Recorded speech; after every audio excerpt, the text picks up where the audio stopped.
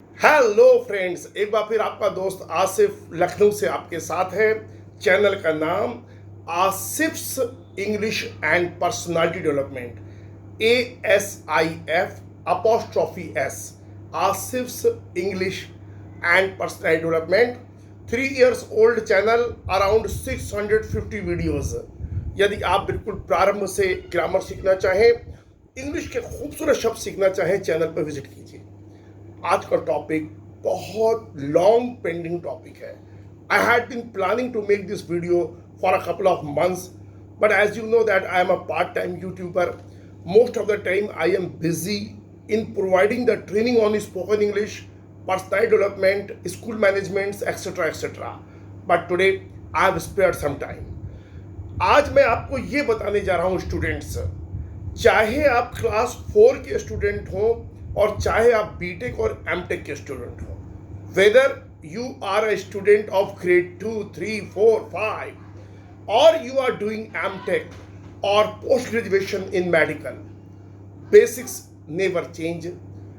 आज मैं स्टडी करने के एक एक्साइटिंग मेथड को डिमॉन्स्ट्रेट करके आपको बताऊंगा कि बच्चों को पढ़ना कैसे चाहिए।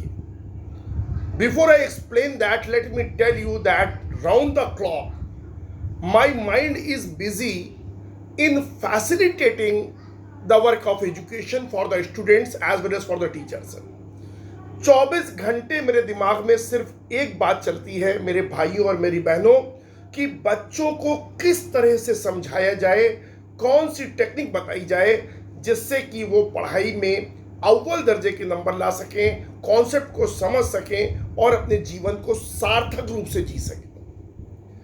पढ़ाई में सबसे पहली चीज, अगर मैं कुछ भी कहना चाहूंगा अपने डिमॉन्स्ट्रेशन को शुरू करने से पहले, interest for the studies. Basics वहीं से चालू होते हैं। सबसे पहले पढ़ाई से मोहब्बत, पढ़ाई से स्नेह, पढ़ाई में मजा। जिस चीज में मजा आएगा आपको, वो काम एफर्टलेसली आप लंबे समय तक के लिए करते हैं। आप देख लीजिए, क्रिकेट खेलने से लेकर के फिल्म देखने तक हो, the things in which we draw pleasure, we need not compel ourselves to perform that work, to carry out that work. We do that effortlessly.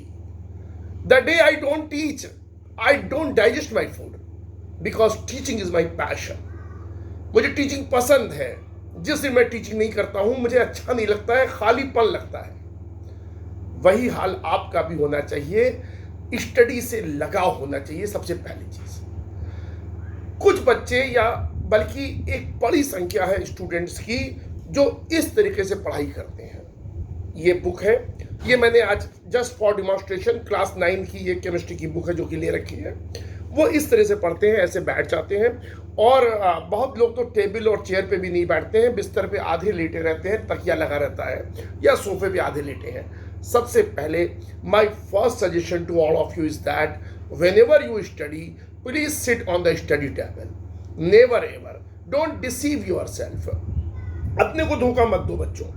बिस्तर पे लेट के पढ़ना, सोफे पे लेट के पढ़ना पढ़ाई है ही नहीं। अगर मूड ना हो तो मत पढ़ो। Don't waste your time. Who says that you just pretend to be reading? Pretend to be reading is will bring nothing in your life. पढ़ो स्टडी टेबल बैठ के, सही पोस्चर के साथ, otherwise in future you will have problems.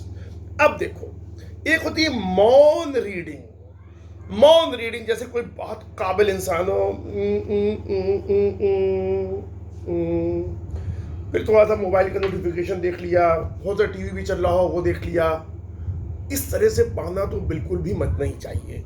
आप समय बर्बाद कर रहे हैं, ना आप ठीक से सो रहे हैं, ना आप ठीक से खेल रहे हैं, और आप पढ़ भी नहीं रहे हैं। ठीक है, कुछ बच्चों के नंबर कम आते हैं, वो पढ़ते नहीं हैं। वहाँ होप है कि अगर पढ़ेगा तो अच्छे नंबर लाएगा।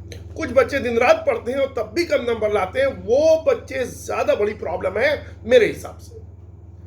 There are students who don't read, they read less and they don't score high marks.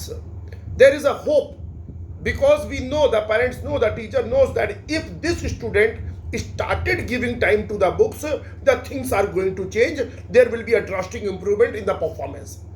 But those boys and those girls who read properly, who follow the timetable, still they are non performers. That is bigger problem, that is more complicated problem, my brothers and my sisters, because they are the poor performers because of the faulty ways of reading. गलत तरीके से पढ़ाई हो रही है, पढ़ाई का तरीका सही नहीं है, इसलिए रिजल्ट नहीं आ रहे हैं। अगर किसान सही टेक्निक का यूज खेत में नहीं करेगा तो कैसे लहलाती हुई फसल होगी और कैसे वो प्रॉस्परस होगा। अगर स्टूडेंट की टेक्निक गलत है तो उसको रिजल्ट नहीं मिलेंगे। मैं बिल्कुल आपको डिमॉन्स्ट्रेट करके बता रहा हूं, बच्चों की तरह पढ़ना चाहिए, चाहे आपकी एज कुछ भी हो, सिद्धांत नहीं बदलेंगे।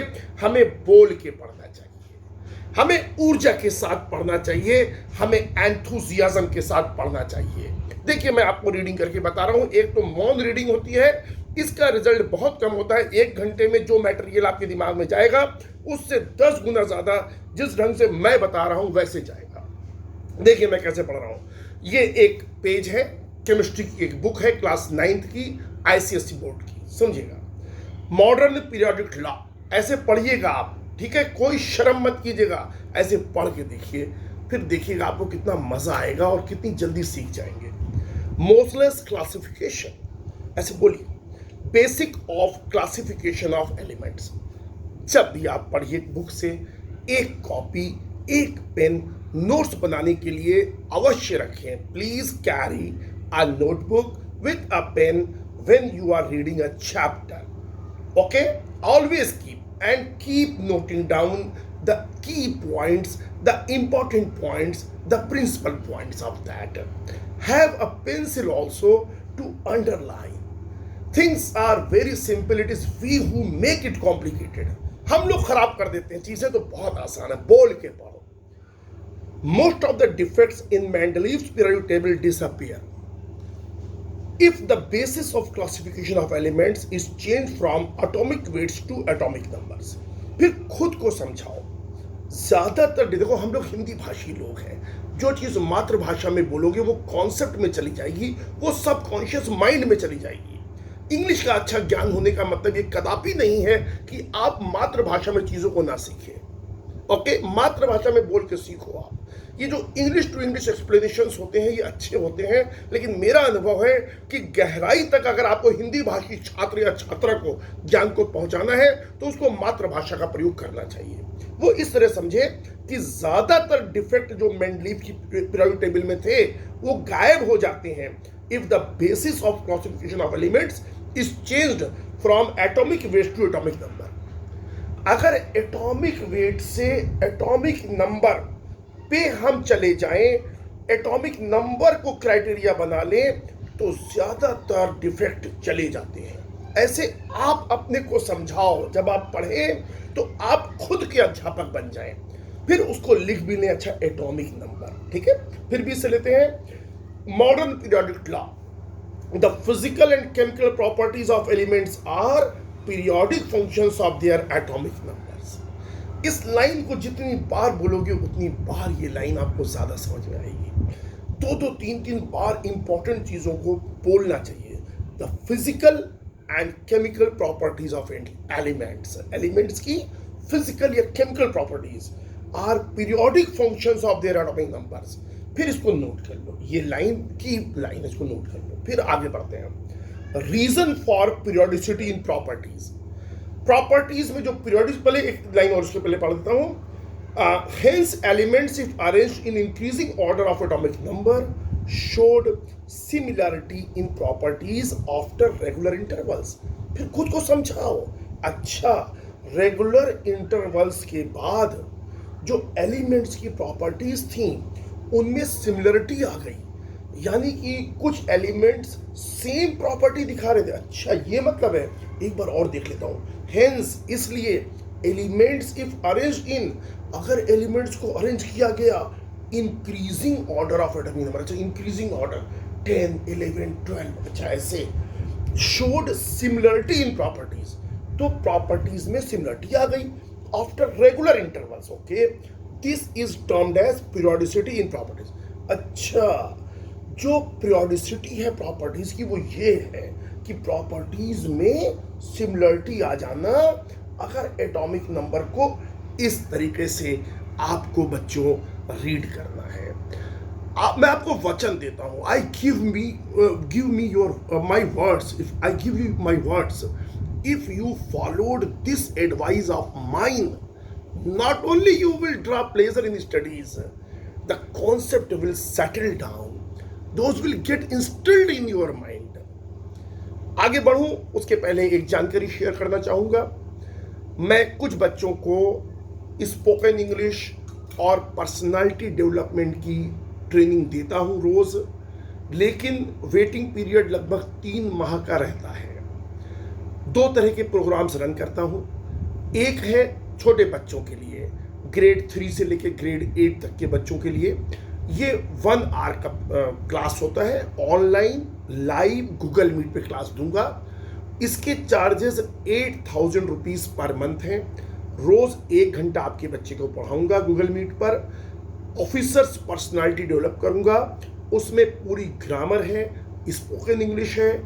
इसके अलावा स्टडी कैसे की जाए, नोट्स कैसे बनाए जाए, क्लास में किस प्रकार से बिहेव किया जाए, जो एटीट्यूडनल प्रॉब्लम इस उम्र के बच्चों में होती हैं उसको एड्रेस किया जाएगा, और 3 महीने के अंदर आपका बच्चा अच्छी तरह से तैयार हो जाएगा, एक ऑफिसर्स पर्सनालिटी के लिए उसको प्लेटफॉर्म मिल जाएगा।